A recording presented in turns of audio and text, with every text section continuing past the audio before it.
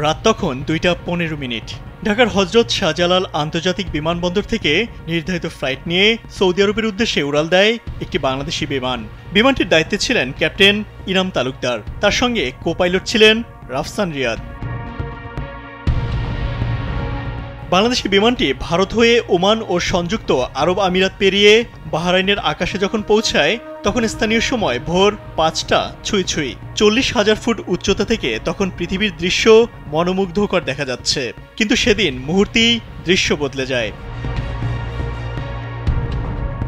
বাংলাদেশি উড়োজাহাজ পারস্য উপসাগরের উপর দিয়ে উড়ে যাচ্ছিল।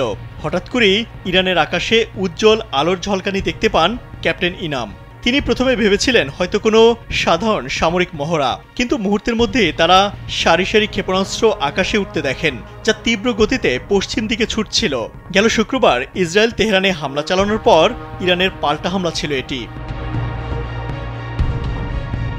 ক্যাপ্টেন ইনামের পাশে বসা কো-পাইলট রাফসানও তখন ঘটনার আকস্মিকতায় হতভম্ব হয়ে যান। তখন তারা দ্রুত ফ্লাইটের রুট পরিবর্তনের কাজ শুরু করেন। তাদের মাথায় কেবল একটি প্রশ্ন ঘুরপাক খাচ্ছে, যদি কোনো একটি ক্ষেপণাস্ত্র গতিপথ পাল্টে তাদের বিমানের দিকে চলে আসে তাহলে তো সব শেষ। ক্যাপ্টেন ইনাম দেশের একটি শীর্ষস্থানীয় গণমাধ্যমকে জানান, পাইলট হিসেবে সেদিন আমাকে অনেক ঝুঁকিপূর্ণ পরিস্থিতির মধ্য দিয়ে যেতে হয়েছে। কোনো কিছুই এর সঙ্গে তুলনা করার মতো না। তাদের উড়োজাহাজ থেকে মাত্র কয়েক মাইল দূরে আকাশ জুড়ে ধেয়ে যাচ্ছিল আগুনের গোলা।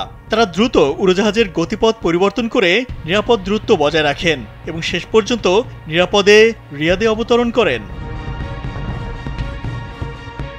বিমানবন্দরে নামার পর ফোন চালু করতেই শিরোনামগুলো চোখে আসতে শুরু করে।